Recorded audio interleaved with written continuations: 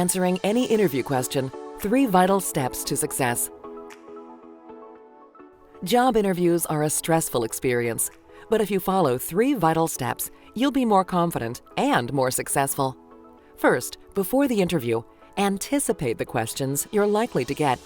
Second, plan your answers using the STAR method, which we'll discuss in a moment. Third, during the interview, recognize what kind of question the interviewer is asking before you try to answer. Let's take a closer look at these 3 steps. By studying the job description, you can get a good idea of the questions you're likely to be asked in an interview. Start by identifying the skills and attributes the employer is looking for. Both hard skills, such as technical qualifications, and soft skills, such as leadership, listening, and teamwork. Interviewers will typically frame questions around these requirements, so you need to be ready.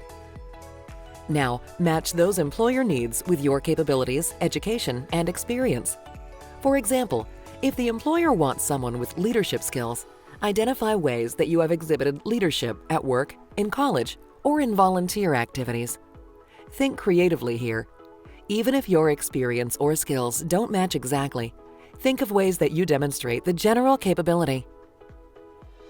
After you have an idea of the questions you're likely to encounter, plan your answers using the STAR method, which works nicely for most interview questions. S and T stand for situation or a task you faced in the past. This could be something on the job, in school, or in some other context. A stands for the approach you took in response, and R stands for the results. Let's say you identified dealing with conflict as one of the requirements from the job description, and you've matched that with something in your work or school experience, such as, I had to complete a lab project when one of my partners refused to do any work. This would be the situation you faced. Next, think back to the approach you took and the results of your effort to resolve the conflict. Now shape this into a 20 or 30-second story that you can have ready whenever an interviewer asks. Tell me about a time you had to deal with conflict. When you're in the interview, be sure to listen carefully to the entire question. Then, before you answer, take a second to recognize what kind of question the interviewer is asking. Although companies use a wide variety of interview questions, most fall into 4 categories. Let's take a look at each type. This first category of old standby questions includes some common and fairly generic questions that show up often in interviews. You can find a list of common interview questions in your textbook or on various websites. These include questions such as, what is the hardest decision you've ever had to make? What is your greatest weakness? Where do you want to be 5 years from now? What didn't you like about previous jobs you've held? Tell me about yourself. Study this category of questions and work out brief answers that present you and your qualifications in a positive light. At the very least, be prepared to answer the 5 questions shown here. Your Bovee and Thill textbook, career websites, and your college's Career Center have advice on preparing solid answers.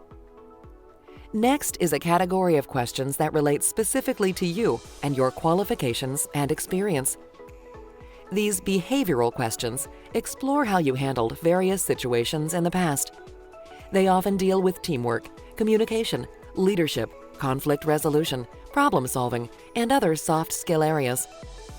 The interviewer will be asking about an attribute or skill that is relevant to the position and wants to know how you have demonstrated this quality in the past. Here are a few examples of behavioral questions. Tell me about a time you had to deal with a difficult teammate. Explain how you resolved a communication breakdown with a boss or professor. Tell me about a mistake you made on the job and what you learned from it. Tell me about an important goal you set for yourself and how you achieved it. The STAR method is perfect for answering these questions. And even if you haven't anticipated a specific question, you can use STAR to improvise an answer on the spot.